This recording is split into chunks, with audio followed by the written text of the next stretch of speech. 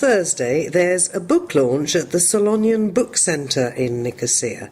The book is entitled Life, Thoughts That Make the World Go Round, and the author is lawyer Artemis Evangelidi. She joins us now. Artemis, I don't think we usually think of lawyers as thinking about thoughts that make the world go round. So explain a little bit how you came to write this book. Absolutely, thank you.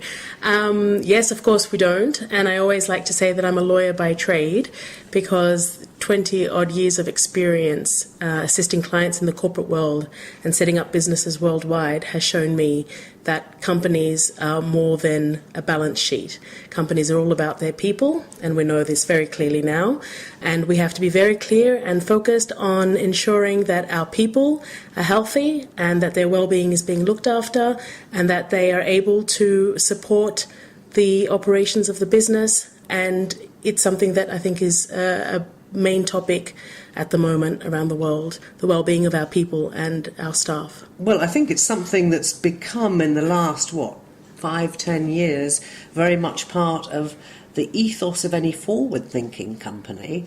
But how does it work in Cyprus? Because a lot of us are used to the small family enterprises who don't really have the means sometimes to put that little bit extra into the welfare of their staff, particularly if it costs. Yeah.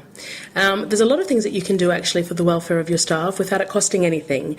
And this is what we are working towards. And this is one of my biggest challenges is trying to implement all of this in Cyprus and in Greece, in the region generally. I'm the only person doing conscious leadership work and conscious business work in the region. Effectively, it is about assisting people to raise their own consciousness, to be able to expand their own minds, and to step into this role regardless of their title or their position.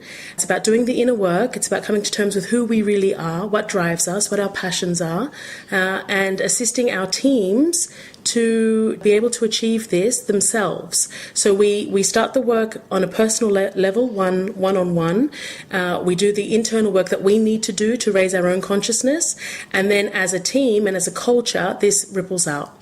It's very much as well, though you mention all the staff, but good management is surely the key to this. And again, my experience of many organisations in Cyprus, particularly those connected, I'm afraid, with the government, is that the whole structure is not designed to put the best motivational people into the management positions. Yes, that's true, actually, and that's one of the biggest challenges that we're facing. But to be honest with you, every single time that we want to implement change, we have to start with ourselves.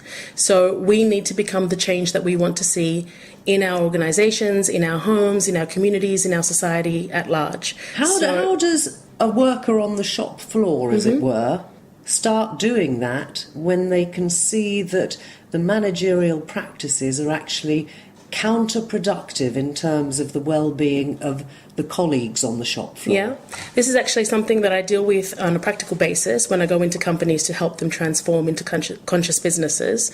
It's actually interesting because when people begin to change themselves, when they begin to react less and respond more, when they take responsibility themselves and show that they can solve problems or have the initiative to do the work that's been thrown at them, and sometimes it is very unreasonable, and obviously we're dealing with management structures that are very archaic, and we're trying to shift this paradigm, the people around them start to do the same because they start to like this approach. They see that it's different. They see that it's something new. And eventually, management has to listen. They take note. So sometimes we actually do the work from the bottom up. We're called in from management to do the transitional work and the transformation work.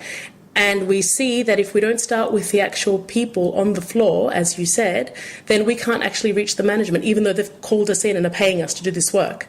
And that's why the power that we all have as individuals to be able to do this transformational work ourselves is incredible. And that's the essence really of what's in the book. What would you say if I asked you for just a couple of pointers, if you like, to somebody who's listening to this who thinks, we could do with that in our workplace? however big or small, I imagine that the methodology is pretty much the same. Yes. What are the things they should first look at and start with? Firstly, we always start with procedures and processes. We want to make sure that everything that the business is doing is being done clearly, so that the people actually know what they're working on and why. It's amazing how many times we go into companies and the staff have absolutely no idea what the mission or the vision or the goals or the why of the company is. Sometimes that's never been set in stone anyway. Yeah, sometimes management doesn't even know. And you can't really run a business in that way. You have to be very clear on what you're doing and why you're doing what you're doing, so that everyone else can align with this purpose. But we need to get the groundwork done. It's like Maslow's hierarchy of needs. We need to tick off the survival block first, so we make sure that everyone has the correct policies, procedures, manuals, contracts in place, and then we work through transforming on a one-on-one basis all the employees, so that they're feeling very secure, very empowered in their roles. We do a lot of one-on-one coaching work, so to speak, and as we move through, then we work on the strategy and the vision of the company. We assist management to get that very, very streamlined as we train everyone in conscious leadership along the way. So it's a process that can take anywhere between 6 to 12 months, but depending on how committed the management is and how streamlined their processes are already, then we can sometimes do this in a much quicker way. So the book launch is going ahead on Thursday. That's, as we said, the 31st of October at the Solonian Book Centre in Nicosia. And are you going to do readings from it? What form will the launch take? We have 3 guest presenters who will each speak about the different elements of the book. So the book has been classified as self-help, motivational and business. And that's because you cannot possibly expect to change your business if you do not work on yourself first. Businesses are a mirror reflection of who we are. So we always have to start, as I said before, with the inner work.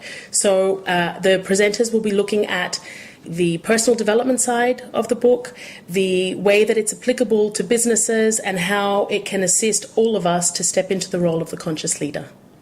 So there you have it. If you'd like to find out more, go along to Solonian Bookshop next Thursday, 31st of October, starting at 6:30 for the book launch, Life, Thoughts That Make the World Go Round.